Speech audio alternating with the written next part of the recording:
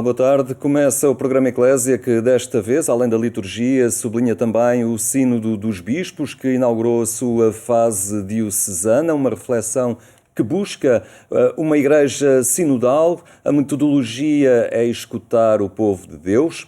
Cada diocese tem uma dinâmica em marcha. O padre José Gil Pinheiro, que está hoje entre nós, é o coordenador da comissão responsável pelo acompanhamento e resposta na Diocese de Setúbal ao Sínodo dos Bispos, mas preside também a comissão preparatória do Sínodo Diocesano de Setúbal. Boa tarde, Padre José Pinheiro, obrigado por estar aqui. Boa tarde, Henrique. Entre nós. Tem estes dois cargos, não é? De preparar o Sínodo aqui na Diocese de Setúbal. É um Sínodo, desde já, que se centra no cinquentenário, não é? Os primeiros 50 anos da Diocese, depois também este do Sínodo dos Bispos, já lá iremos. Setúbal está prestes a assinalar os seus primeiros 50 anos de história em 2025 e quer fazê-lo em clima sinodal, não é? Exatamente, o Sr. Bispo no último Pentecostes, em maio, anunciou, pois, este sínodo diocesano que irá ser um caminho que vamos todos fazer para celebrarmos os 50 anos da nossa Diocese de Setúbal, da sua criação. E a ideia é, pois, envolver todos nesta celebração que, com certeza, terá uma componente importante de uma memória agradecida de tudo aquilo que foi feito, que foi construído, que foi edificado como Igreja diocesana e por isso foi também com alegria que escutámos este desejo do nosso Bispo de organizar o primeiro sínodo diocesano da Igreja de Setúbal. É 2025, mas até lá há todo um caminho, não é? E que caminho é este? Sei que preside esta comissão também que está a preparar o método, a forma também de o tornar mais enriquecido, mais eficaz, digamos assim. Logo à partida, o que é que se pretende com este período, até 2025? Pretende-se envolver a Diocese em todas as suas realidades e também, com certeza, vamos beneficiar e muito deste Sínodo dos Bispos que vai marcar o início do Sínodo diocesano. Sem os confundirmos, também não os podemos separar. Portanto, esta dinâmica que o Papa quer para a Igreja, uma dinâmica sinodal deste caminhar conjunto, deste caminhar aberto a todos, vai também marcar naturalmente este início do Sínodo diocesano da Diocese de Setúbal. O Padre José Pinheiro é também, como disse há pouco, coordenador dos trabalhos para este Sínodo dos Bispos. De alguma forma, há aqui pontos que se tocam, não é? Esta construção de uma sinodalidade. O tema deste sínodo é por uma igreja sinodal, comunhão, participação, missão. Ao fim e ao cabo, há aqui pontos de contacto, também com o caminho que se quer fazer a nível da Diocese. Claro que sim, o desafio do Papa é um desafio a uma conversão perante a necessidade da missão que se impõe sempre na dinâmica da Igreja. A missão é que vai marcar depois aquilo que é a dinâmica de toda a Igreja e a urgência da missão faz com que a Igreja precise constantemente se converter à missão e ao desejo de levar Jesus a todos os que já o conhecem, mas também ir mais além.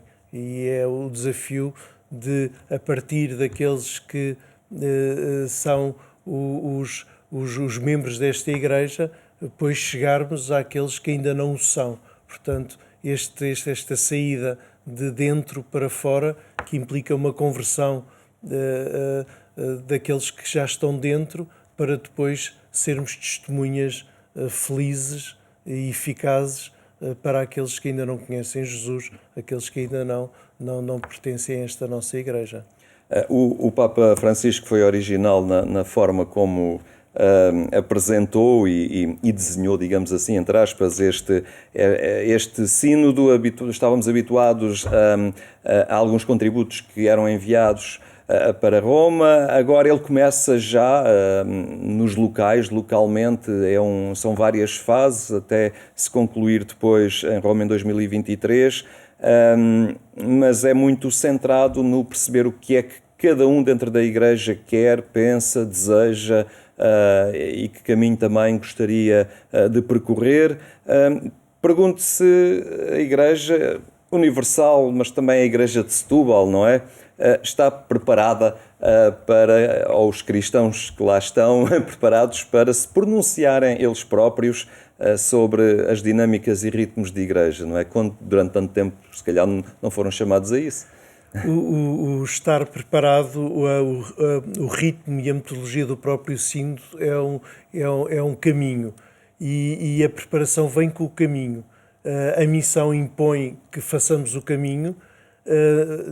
A questão não é se estamos preparados ou não, a questão é que temos que caminhar. E este caminho vai começar nas igrejas diocesanas com uma escuta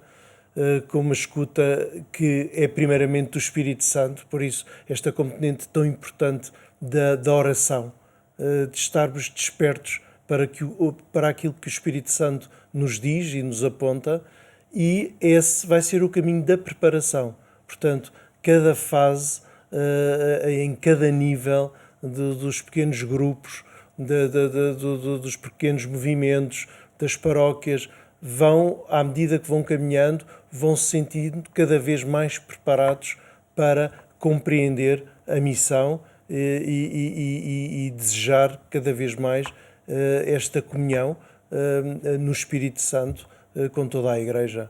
E as pessoas vão estando, digamos, preparadas para serem chamadas a falar, a pronunciar-se, a opinar, a dar o seu parecer sobre as coisas, porque isto exige, não é?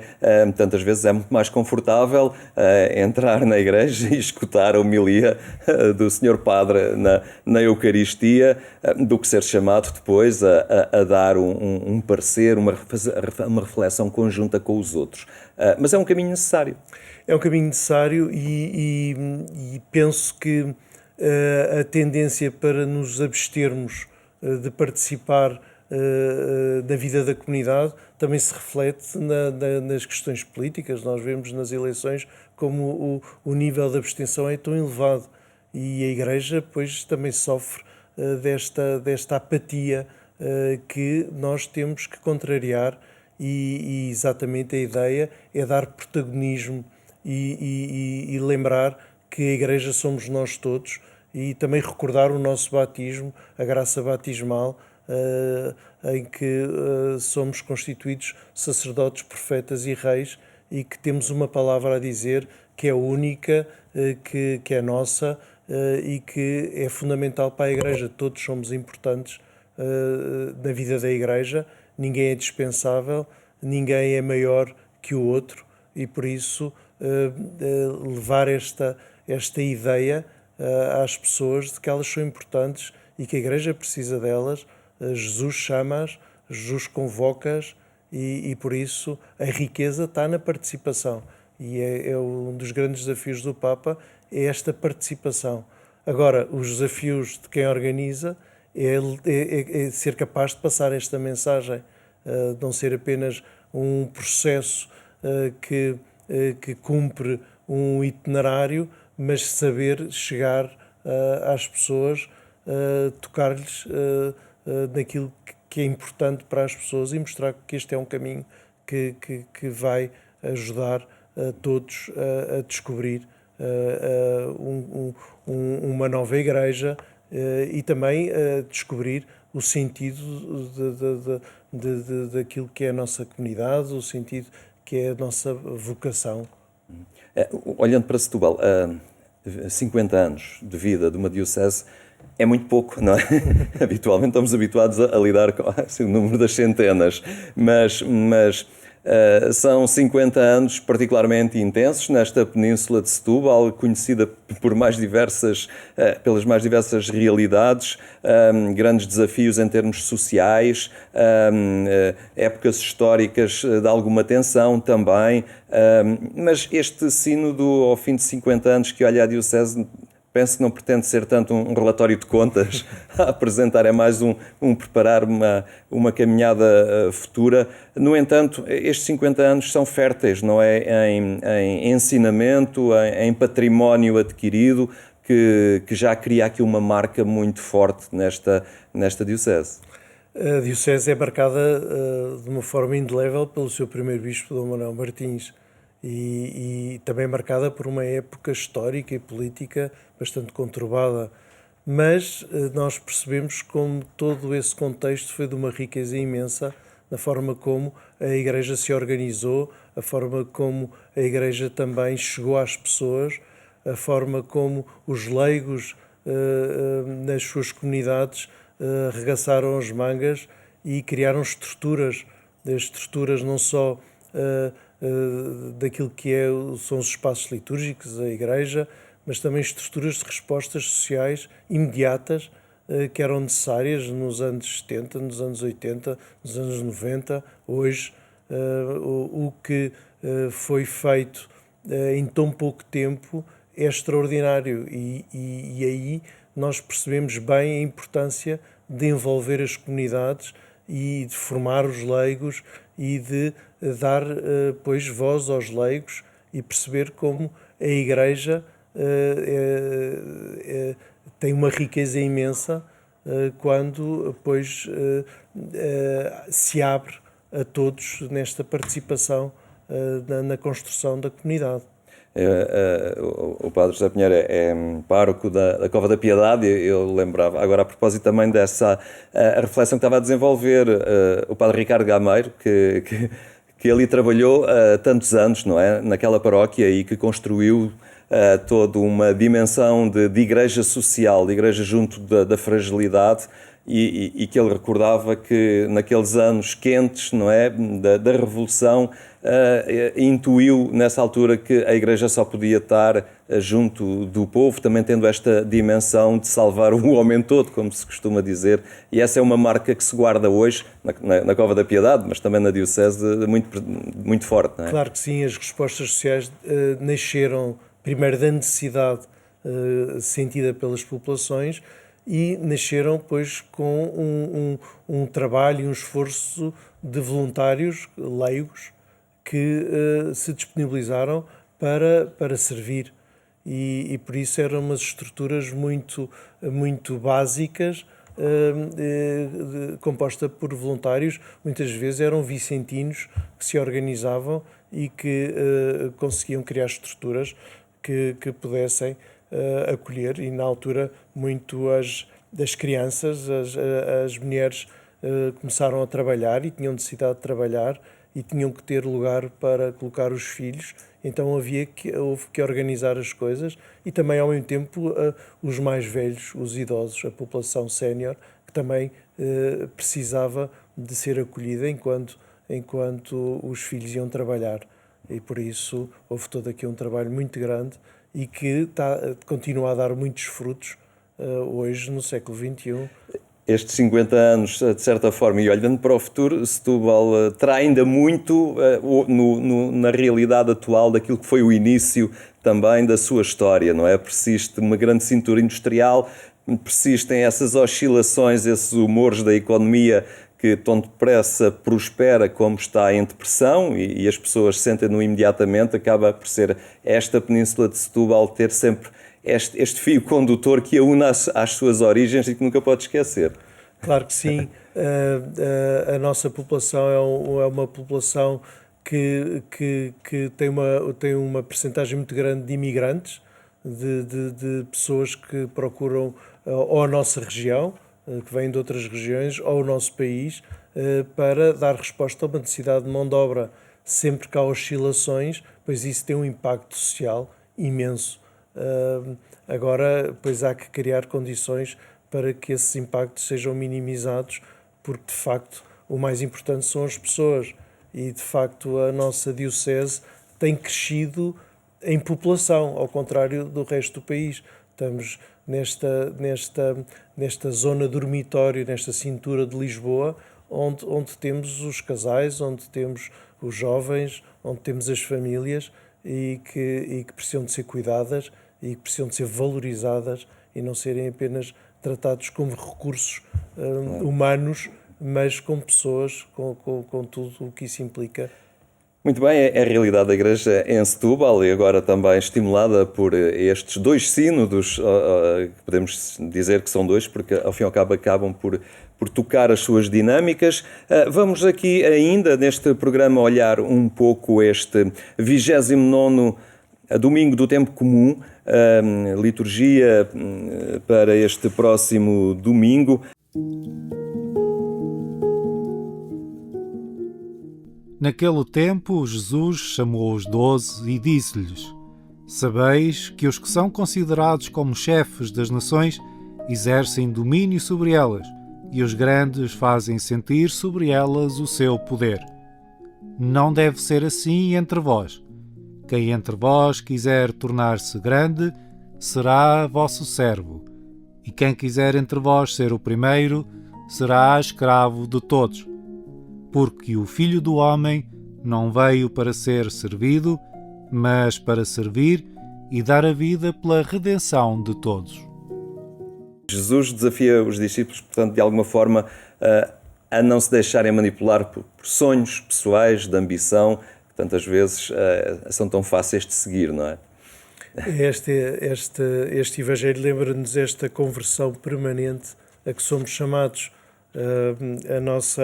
A nossa caminhada implica, pois, ter este horizonte de Jesus, que é o horizonte do mistério da encarnação, um Deus que se fez, um de nós que se fez servo e que desceu à nossa condição humana.